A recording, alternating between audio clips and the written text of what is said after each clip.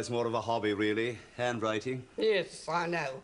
It's your brother-in-law, as usual, I suppose? Yes, we've been exchanging seasonal greetings now for 15 years. Oh, well, I think it's nice for a man to have a hobby. Especially as proper as one as handwriting. Let me tell you, her ladyship could take a leaf out of your book. The menu she sends me down sometimes, I can't make head or tail of them. Oh, well, the mistress of a household does have a great many duties to perform, Mrs. Bridges.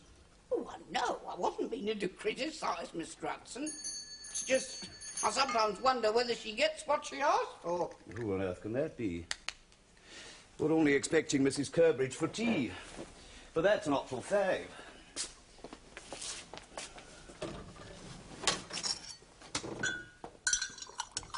Hello, Hudson. I'm early. Have I got everyone on the hop? Not at all, Mrs. Curbridge. These lovely motor cars puts all our timing out. Thank you. Is Mother in? She's in the morning room, madam. What does all this mean, Rose? I understood Mrs. Curbridge was simply coming for tea. I know, Mr. Hudson, there's been a change of plan. But I have not been informed. I know you haven't, Hudson. I only decided this morning. Help Thomas with the luggage, would you?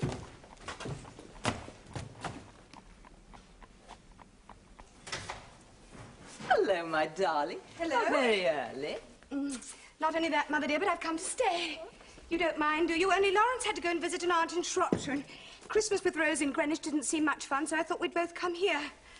Oh, Lord, you're not doing your cards already, are you? I haven't given them a thought. You mean Lawrence is staying in Shropshire over Christmas? He may. And you didn't go with him? I didn't want to see his boring aunt. It's your first Christmas together. Oh, Mother, what does that matter? No doubt there'll be others.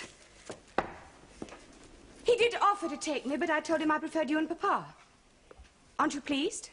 Oh, yes, of course. If one has some prior warning of these things, one can make the necessary arrangements. As it is, the room needs airing. A good dust. And Brenda's cut her hand badly in a broken vase, so she can't manage it. But don't look at me, Mr. Hudson. I don't even work here. It's a nice room to come home to. But it's beautiful. Thank you, darling. Any jolly parties in store? Oh, the Londonderries. Can I come? Yes, yes, of course you can. Do you remember that other time after I came back from Germany? And you all had such hopes for me, and I dashed them all by behaving disgracefully. Oh, what a long time ago that seems. Talking of disgrace, I had a lovely letter from James the other day. It was really happy for the first time, as if he'd got things right at last. Has he, do you think? Yes, we had a very reassuring letter from Colonel Pitt saying how well he'd settled down. He said James was a great asset to the regimental polo team. And Sarah? Sarah? Well, she's at Southwold, as you know. She's being well taken care of. Yes, I've no doubt. Darling, you're not... What? Oh, pregnant, you mean? No, Mamma. Sorry. Well, it is a bit soon. Shall we have some tea?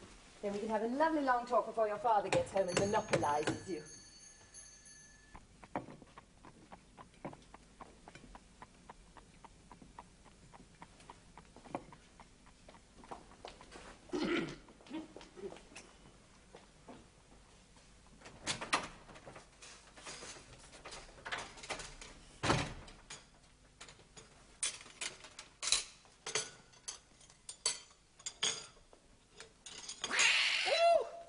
Oh, my goodness gracious me. Wherever did you get that from? Well, I found it in the dicky of our motor car, Mrs. B. Oh. For me? What, to be disposed of as you think fit? Oh, well, I don't know. Well, it weren't needed at Greenwich, see, so I thought I'd find a good home for it. I mean, you're fond of animals, and you? Oh. Yeah. It's very thoughtful of you, my boy. Very thoughtful indeed. Now take up the sugar and cream. I and take it consider through. you're taking advantage of my loyalties, Mr. Hudson. And who taught you to use such long words, Rose? Influence of a poet's household, eh, Rosie? I don't care what it's the influence of. All I know is I'm being used. Where's Edward, for heaven's sake? Haven't you heard about Edward?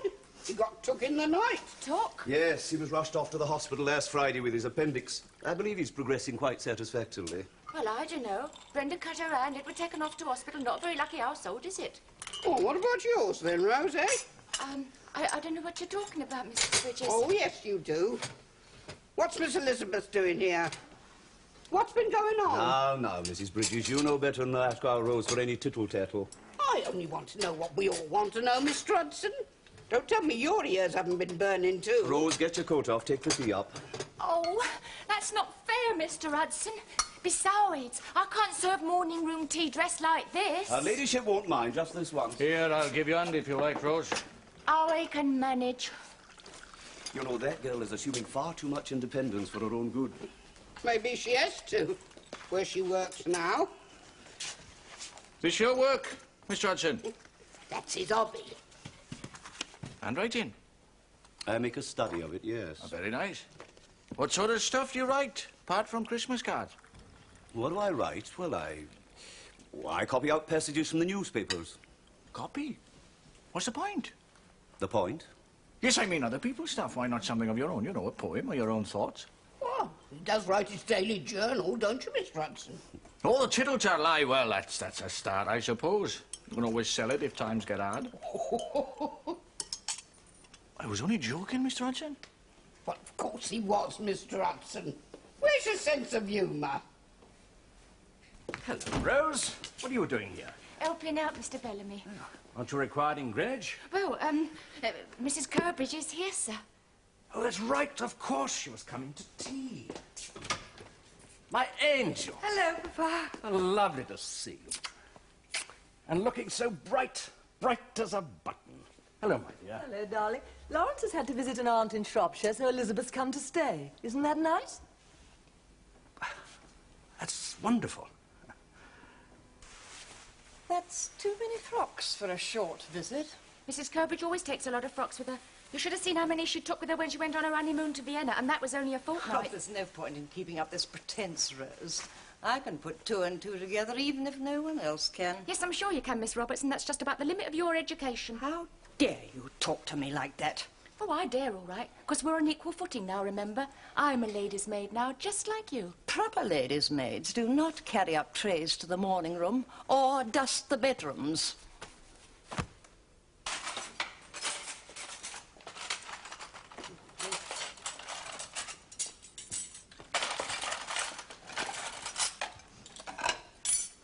Mr. Hudson.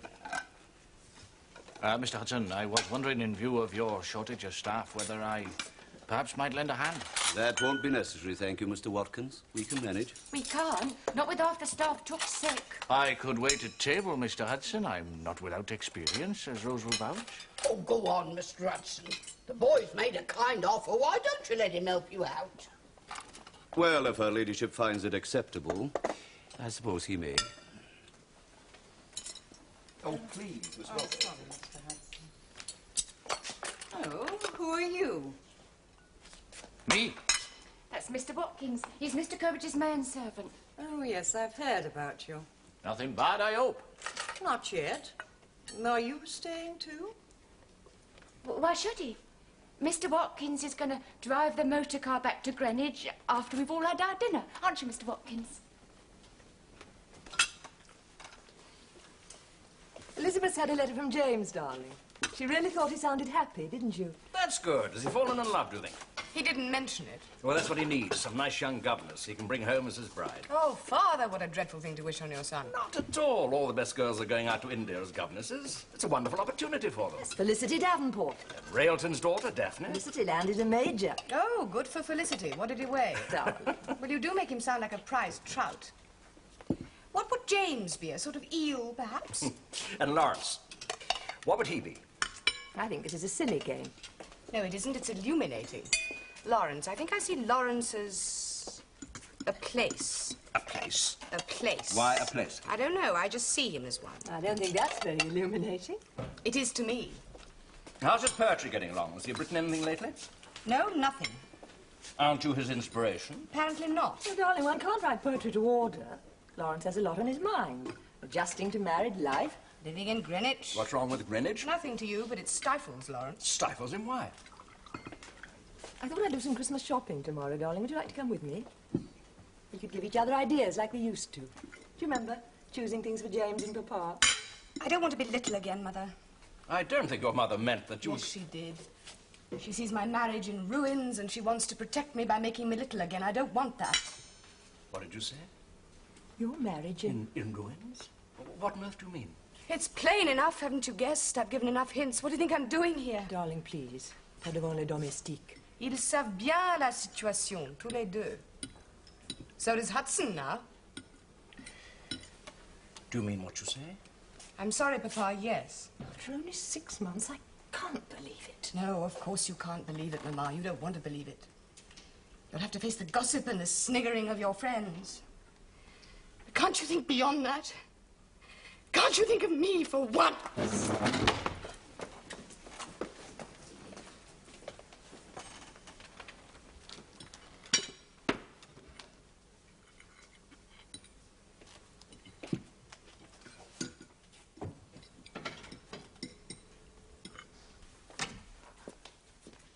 Don't cry, Miss Lizzie. Please don't cry. It's not as bad as you think. You got it all out of proportion. Don't you tell me, Rose. Miss Lizzie? And don't call me Miss Lizzie. I'm a married woman, married, which is more than you'll ever be. What? At least I've tried. I've offered myself, but you've never offered yourself to anyone. So how can you give me advice? I wasn't trying You and to. Thomas, you think I didn't hear you late at night, teasing him and then stopping. Let me tell you, Rose, that unless you're prepared to give yourself utterly and risk making a fool of yourself, you'll never get anything in life. You'll end up withered here inside. I mean, look at you already. At least I'll never end up like you.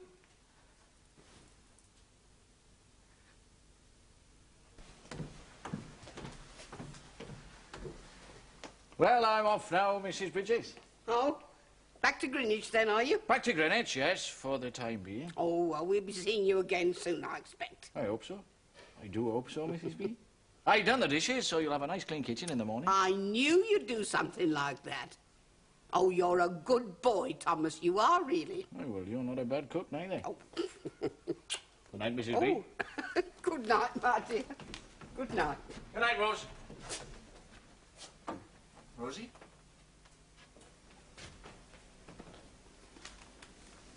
What's the matter, love? Hey. Hey, what is it? That's not what happened at dinner, is it? We knew that was finished. We got other fish to fry. It isn't that. Well, what then? After all our years together, all the things we've shared, to say such cruel things. What things, love? Mrs. Kilbridge, know what she said? I can't repeat them. Of course you can. I can't. I can't. Come on. You can tell Thomas. Let me go.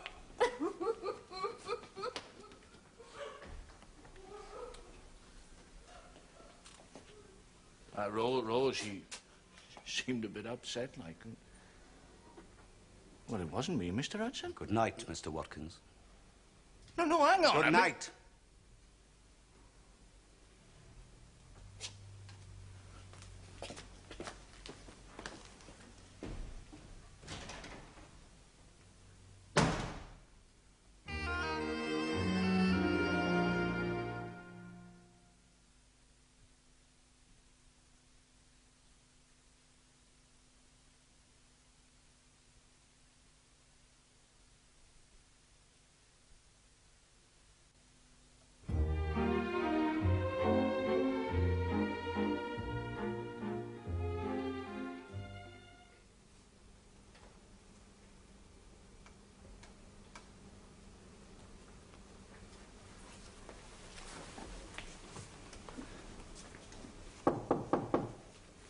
Come in.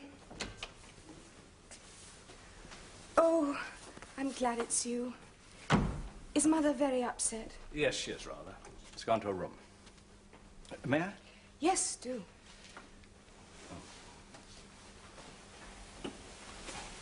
You want explanations? Do you want to give them? Is it really in ruins, as you say? The ruins can be restored. Not these ones. Any special problem? No, no. Are you sure? No, I told you. Lawrence doesn't want a wife, that's all. But it was Lawrence who wanted to get married. You were the one for the bohemian life. Yes, well, there you are. He couldn't cope with the responsibility. Well, how about his friends, his fellow artists? How'd you get on with them? Did they accept you? I suppose so. But obviously I was always going to be judged in terms of what he produces, his poetry, what I inspired. I inspired nothing. So he took his revenge on you? No, not exactly. He didn't spend enough time with me for that. Well, you can't be said to be a negative influence, surely. It's a nice debating point, Papa, but not in the House of Commons. Oh, Rose, run me a bath, would you?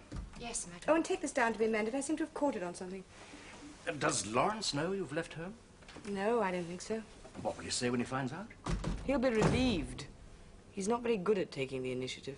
Darling, are you sure you haven't left in haste? Your mother feels, and I must say I find it hard to disagree with her, that you haven't really given it much time. How much time do you need to know that you've made a mistake?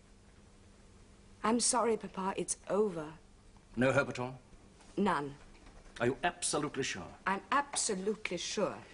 Then we must get in touch with Dillon and put the matter in his hands. Dillon? Geoffrey Dillon, our solicitor. You want it ended legally, don't you? Yes, but must we use him? He's so dry and chilly. James said that during his troubles he felt as if he was facing Judge Jeffreys. I know how he felt. But Geoffrey Dillon is loyal and discreet and quite simply the best there is. I'll see him in the morning. Now, don't worry. And do try and understand your mother's feelings. They may seem a bit off the mark, but they're nonetheless real and they need careful handling from both of us. Papa, thank you for treating me like a woman and not an hysterical child.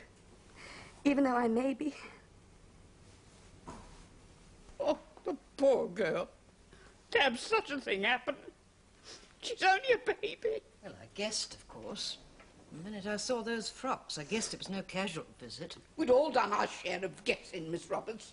Even before the frocks. Yes, well, now that we've all expressed our feelings, I think we should let the matter rest. Well, it was you informed us, Mr. Hudson. I informed you, Miss Roberts, to prevent you hearing it from other ears. Rose has taken it badly. I passed her on the stairs just now, and she'd been crying. I think you'll find that Rose's distress is related to quite another matter, Miss Roberts.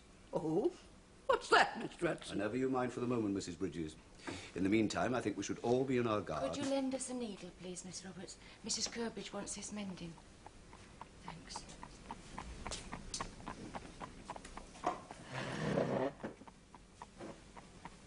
Well now, Mrs. Curbridge. Must you call me that, Sir Geoffrey? It does sound a little hollow. Elizabeth.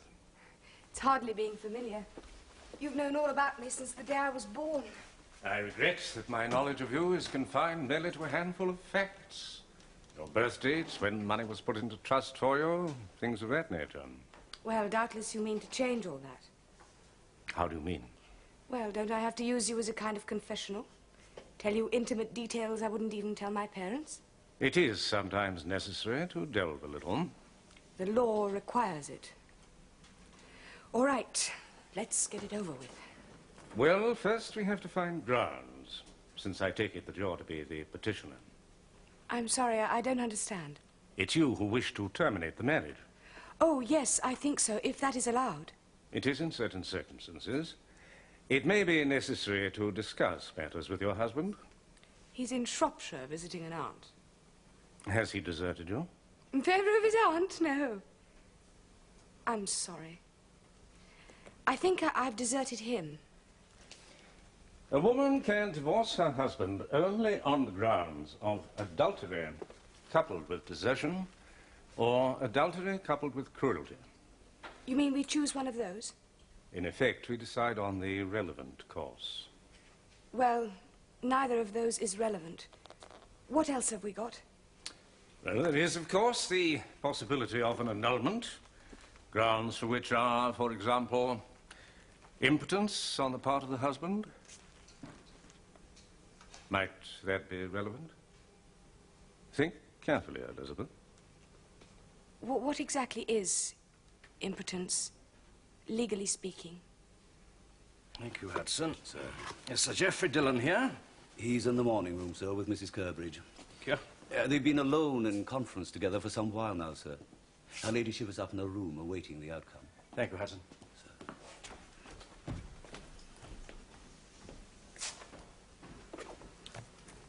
You're saying, Elizabeth, that sexual intercourse has never taken place between you and your husband?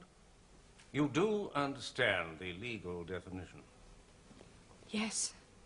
You've encouraged him, you've shown yourself willing, but... He seems to find the act repugnant. That's what he says. But how can he? I'm not repugnant to him. Not in our normal daily life, but When I lie beside him in bed and I reach out for him, he doesn't see. Do you know if he's ever had a satisfactory relationship with a woman? I realize you may not be able to. There was someone, yes. An intimate relationship? I always thought so. But now you're not sure. No. Well, I think we may have the grounds. You mean that's all we need? It should be. A simple medical inspection. Medical inspection of whom? Of both of you.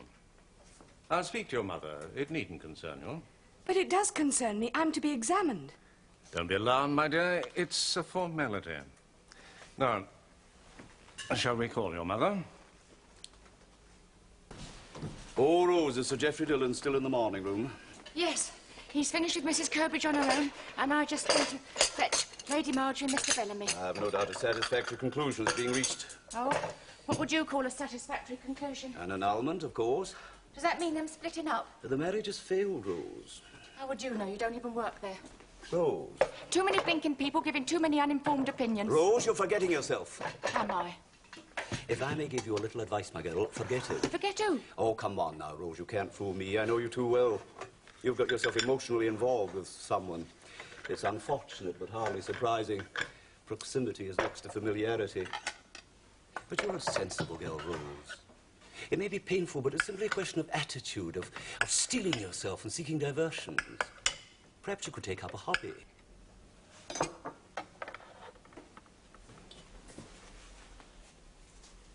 I don't know what you're talking about, Mr. Hudson.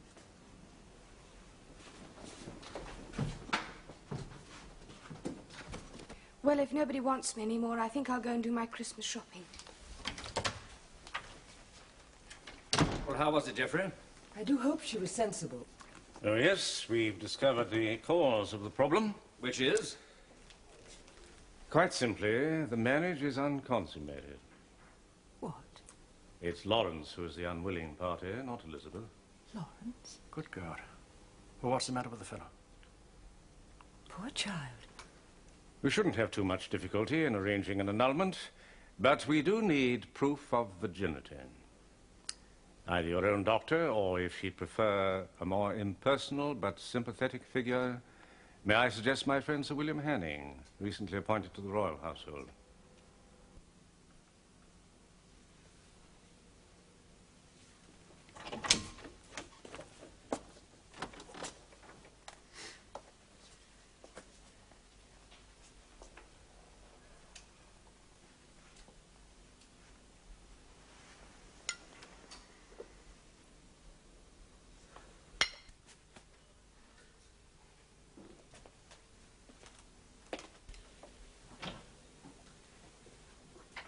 Oh, it's you.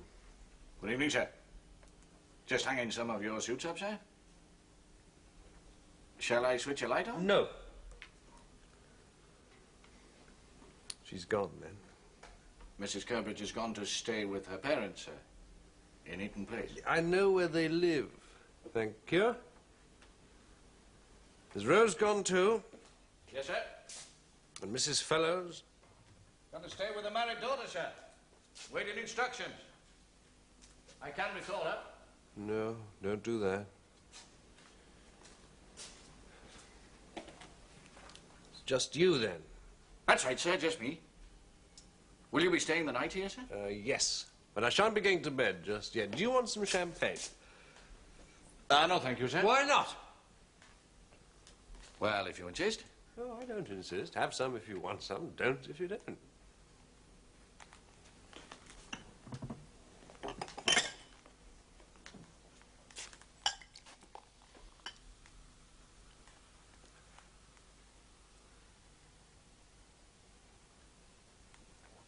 Well?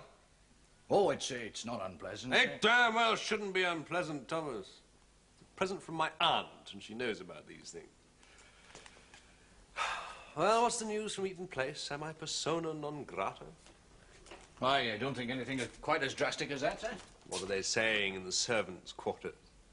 I wouldn't have thought the opinions of servants held much interest for someone like yourself, sir. Yeah, well, you're quite right, Thomas. You're absolutely right. Who cares about the opinions of servants?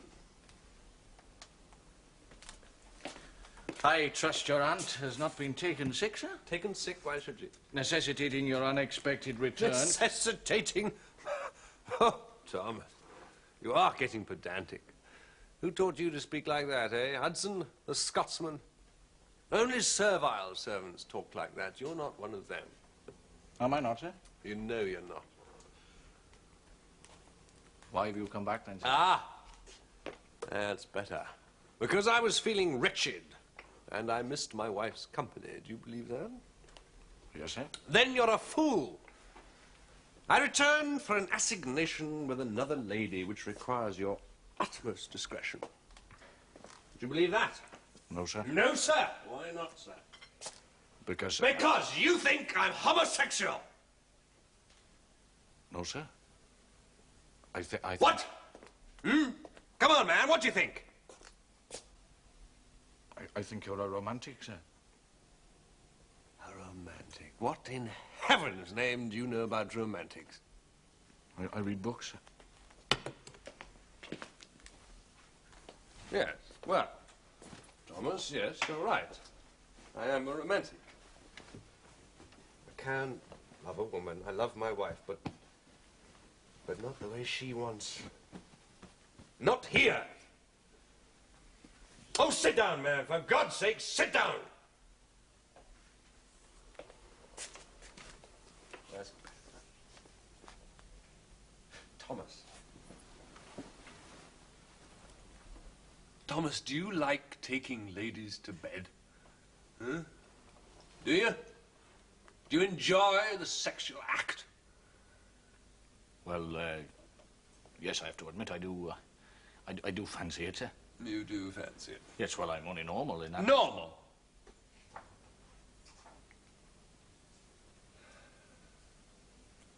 Thomas, will you stay with me?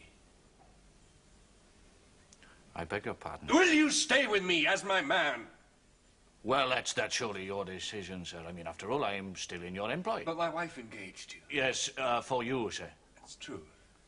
That's very true. And you haven't taken sides. One tries to keep a proper balance. You can't do that, Thomas. Either you're with me or you're against me. Now choose. Choose? Choose now. Well, in that case, naturally, I am with you, sir. You mean that sincerely? You wouldn't betray me? Oh, no, not at all, sir.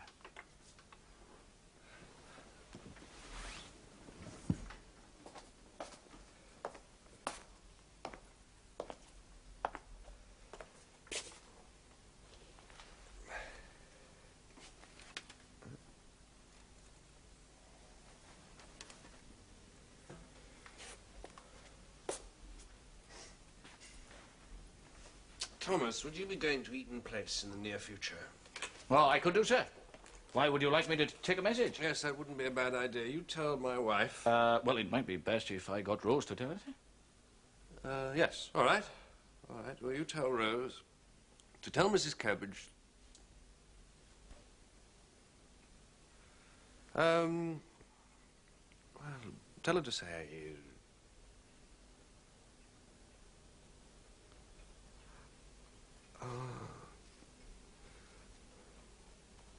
Thomas, would you think of something for me? Please.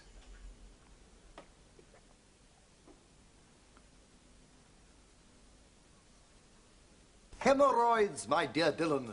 They and they alone won the Battle of Waterloo. It's a common medical fact. Whose hemorrhoids, Sir William? Napoleon's, dear lady. They gave him merry hell on the morning of June the 18th and caused him to make a late start. Poppycock, William. The British were ready for him, whatever time he got up. The British weren't ready for anything. Wellington was entirely dependent on his allies. Quite clearly you're a Francophile, Sir William. Doesn't enter into it, my dear fellow. I'm interested in the relative merit of the two commanders, that's all. And I'm trying to tell old Dillon here that his hero Wellington was safe as houses and dull as ditch water. Whereas the Emperor had flair. Hit him at the centre. That was his tactic. Barbarously unsubtle. How many soldiers have you in your collection, Sir William? My collection of flat models only, 14,926. Good gracious. Is the child ready? Not quite, sir. She apologises for keeping you waiting. I'm in no hurry. Mrs. Bridges? Has Mr. Hudson said anything about me? Not that I know of, Thomas. I tell you why I asked. The other night when I was here, I helped out with the dishes. Do you remember? I certainly do remember, and a very great help you were, too. Well, we had a bit of a misunderstanding, Mr. Hudson and I. Oh? Yes, I was through there talking to Rose, you see, and he got the... Hello, Thomas. What are you doing here? Well, I've gone to see you, Rose. Oh, I haven't got time. I'm busy getting Miss Elizabeth ready for the doctor. You haven't seen Miss Roberts, have you, on a borrowed kerning, Tongs? The doctor? Hasn't she told you? No. I don't tittle-tattle, Rose. You know me. Probably haven't got around to it yet. Rose? They're going to be divorced then. Looks like it. Has anybody said what's going to happen to us? There'll always be a place for Rose in the Southwold family, Mr. Watkins. What's your business here? Well, I've come with a message from Mr. Curbridge to Mrs. Curbridge via Rose. And what is the message? Well, it's private.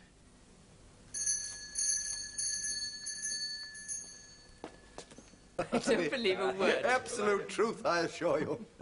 Mrs. Curbridge is ready, my lady. Thank you, Hudson. Would you show Sir William up to her room? Very good, my lady. If you'll follow me, Sir William. Certainly. Excuse me. Thank you. Thank you. What a nice man.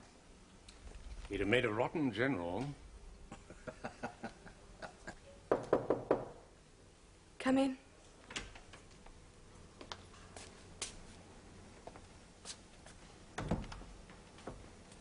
Good morning, my dear.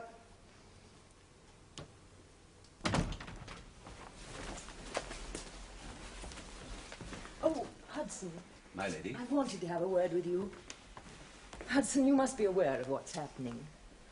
Miss Elizabeth's marriage has not been a success for various reasons. A source of great sadness, my lady. Yes, however, we must be practical. Indeed.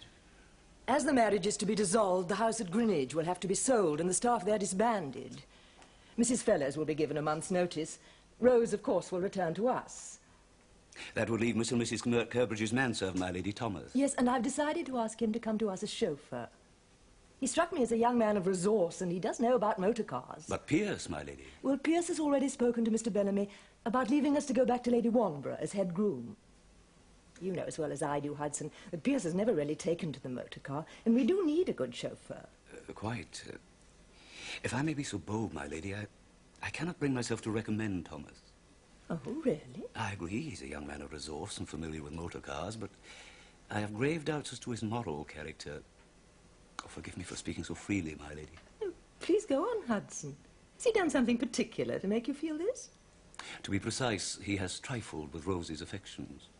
She herself told you so? She'd no need to, my lady. I inadvertently witnessed a scene in the servants' hall in which young Thomas, quite brutally in my opinion, reduced the poor girl to tears. I see. I have spoken with her. Oh, she's a sensible girl. I'm sure she'll soon recover. But not with Thomas in the premises, my lady. No. Well, thank you, Hudson. I'll have to think again. My lady.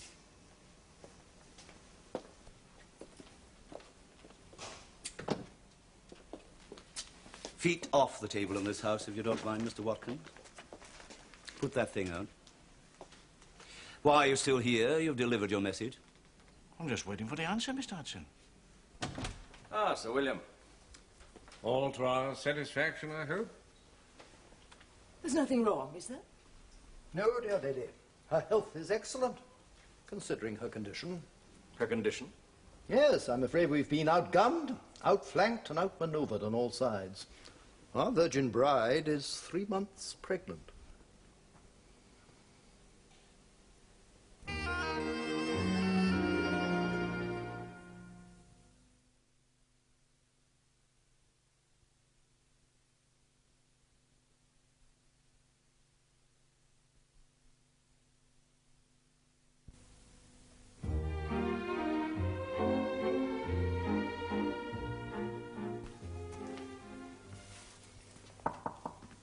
Come in.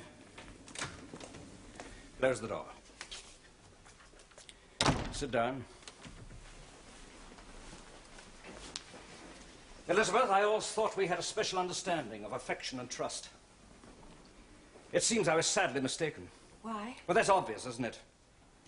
When we spoke the other evening, you led me to believe the failure of your marriage lay with Lawrence. I hope I didn't. When Sir Geoffrey questioned you, you told him a deliberate lie. You said the marriage had not been consummated. That's true, it happened. Are you saying that Lawrence is not the father of the child you're carrying? Yes. Then who in God's name is? It's not important. Well, of course it's important. Are you mad? Who is he? A friend of ours. I'm sorry, Elizabeth. I may seem simple. But are you saying within 6 months of your marriage you took a friend, a mutual friend of both of you, to your bed? Yes. Then quite clearly I don't know you at all. Come on, Father, it's not so awful. I've no doubt it was done in your day, too. Lawrence knew about it. He what? Of course he did. He couldn't please me himself in that direction, so he delegated the task. My God, with whom? When I find the young scoundrel, I'll thrash him. He's not a young scoundrel, and you won't thrash him.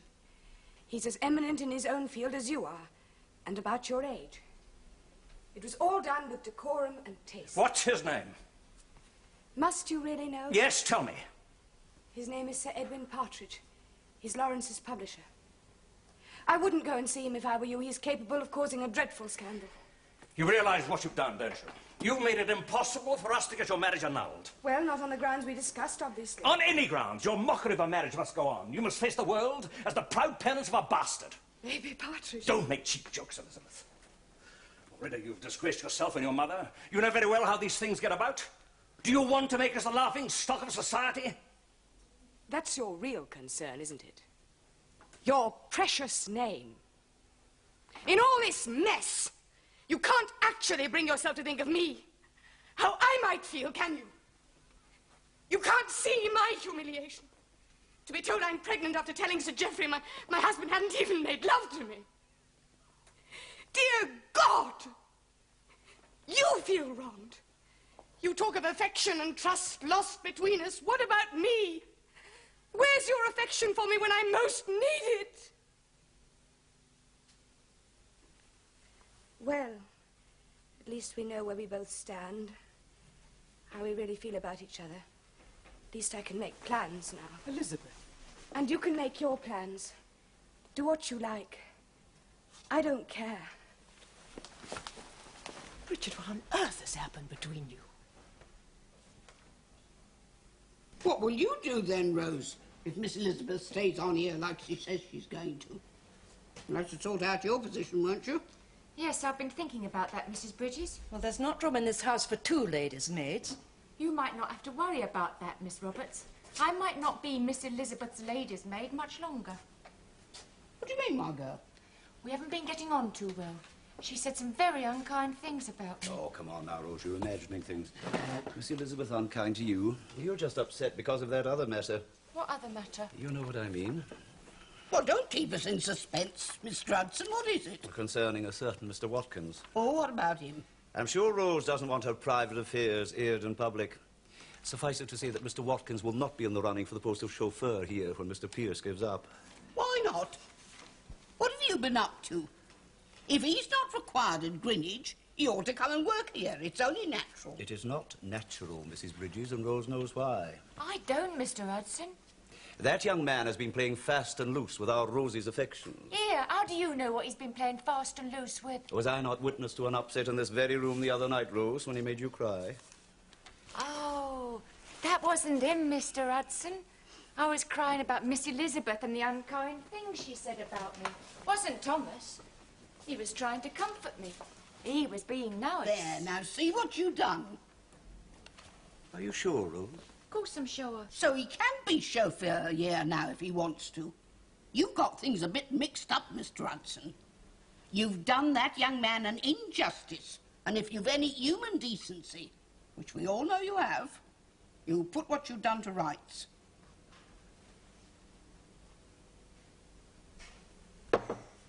Come in. Darling. You've come to be angry. No, I haven't. Your father's sorry. It was the heat of the moment. Try and see it from his point of view. As for you and me, I know we haven't always seen eye to eye. It's funny. James behaved just as... Badly. Well, unfortunately, shall we say. Somehow it's easier to forgive one's son. That's not fair, is it? I was upset at first because it seemed you'd given in too easily. I realized that was wrong of me. Your father helped me see that. And now, of course, that I know what you've really suffered, I just... Oh, my darling. We'll find a way out. We'll do everything we can, I promise you. Shh, it's all right. Good morning, Sir Geoffrey. Good morning, Mrs. Kerbridge. I'm sorry if I embarrassed you yesterday, but you see, I didn't realize what the medical examination was for exactly. Clearly. Well, that should be Lawrence now. Lawrence, coming here? Thank you, Hudson. Are the vultures assembled? Her Ladyship and Mr. Bellamy are in the morning room, sir, with Sir Geoffrey Dillon, the family solicitor. And the Queen Predator, my wife? Mrs. Kerbridge is also with them, sir. Right.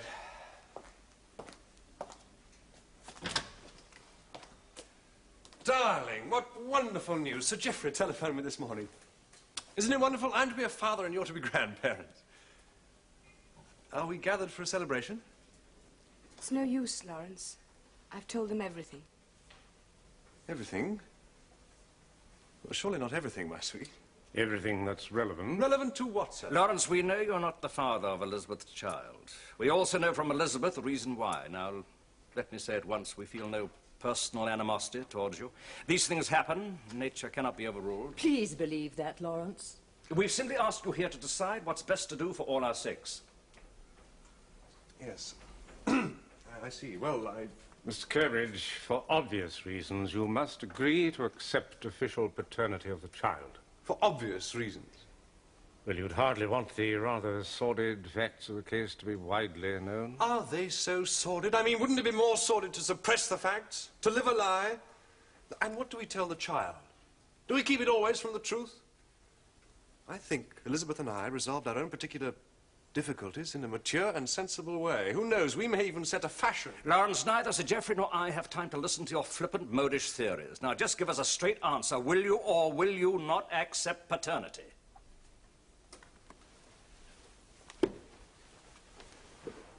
And if I do? The marriage will continue in name for the time being. Later, we can arrange a judicial separation on some other grounds. Oh, yes, that's neat. Very neat. And what do we do in the meantime? Go back to Greenwich and take separate rooms? Or am I to be packed off to foreign parts like her poor unfortunate brother? A trip abroad might be a good plan, with all expenses paid and some form of allowance to follow. Returning when? In 6 months, in time for the birth celebrations? We are thinking of your best interests too, Lawrence. Yes. Thank you, Lady Marjorie. Well? Well, we haven't asked what Elizabeth wants yet. I can't live with you, Lawrence. I'm sorry. May I have a word with my wife in private, please? I can't see what You will accord me that privilege at least, sir. There's a fire in the dining room if you want to talk privately. In the dining room it is.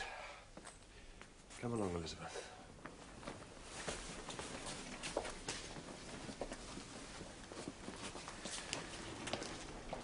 Assuming that all goes according to plan, those are the figures I'd suggest.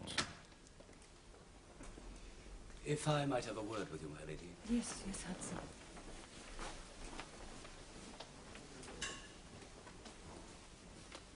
Yes, what is it, Hudson?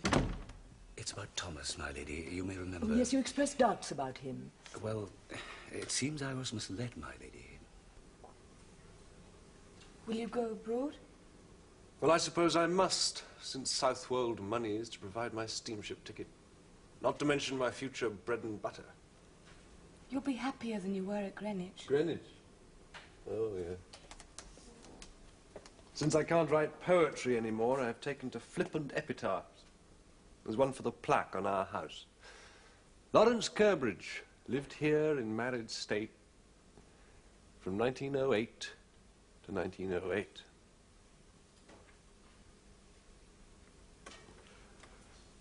What do we tell my publisher?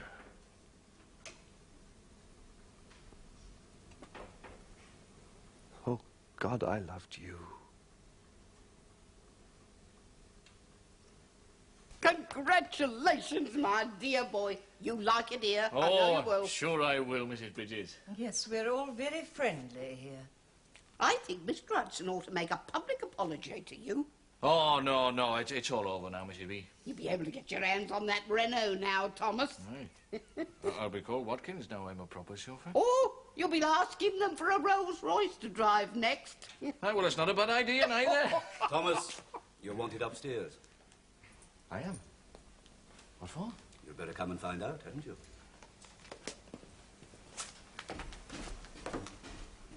But you can't take him! Damn it, he's mine! I won't allow it. My God, you've stripped me of everything else and now you want to take my man! Darling, don't be hysterical. Hysterical, my God, you...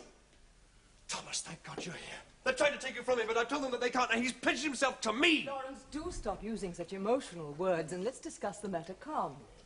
Come in, Thomas. All right, thank you, Hudson. Now, Thomas, has Hudson spoken to you about coming to work for us? Yes, Mummy, he has. But you haven't accepted. Now, Thomas, we agreed. Agreed, sir? Thomas, listen, I shall be going abroad soon, possibly for a long time. Now, I can take you with me, show you the world. Isn't that what you wanted? To give yourself more scope, isn't that what you once told me? Listen, Thomas, what good will it do you to stay here, huh? Where will that get you? Do you want to end up like Hudson? For God's sake, man, I'm offering you life and hope. Well, I'm very grateful for your offer, sir. That's very tempting. But... But? Yes, but what? Well, it's always been an ambition of mine to work in a noble household, sir.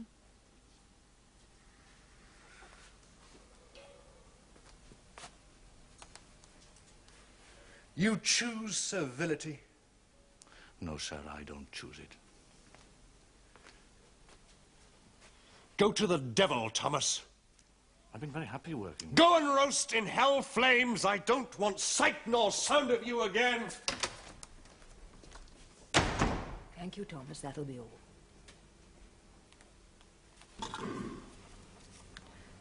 For me, Miss Lizzie? Yes, Rose. An early Christmas present. No, I couldn't. Please, now, no arguments. I've been horrid to you these last few weeks, and I want to make it up. Thank you, Miss Lizzie. I'm going to sleep now. I'm exhausted.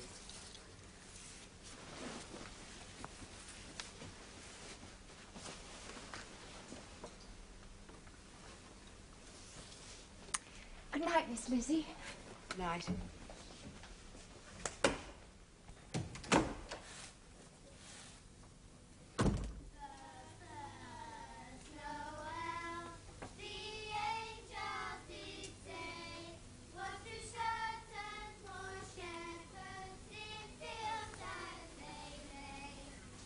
Oh, it's beautiful, Rose. You are a lucky girl. Well, you'll have to look out that it's not pinched. I'll give you that. Not Mr. Watkins. Oh, that creature couldn't afford a thing like that. Mrs. Curbridge give it to me. Oh, so you've made it up then, Rose. I'm very glad to hear it. Well, we'll be able to stop thinking of her as Mrs. Curbridge now. I never have thought of her as anything but Miss Elizabeth. Oh, those wretched carol singers again. We gave them some halfpennies last night. God is the King of Israel. Any room at the inn?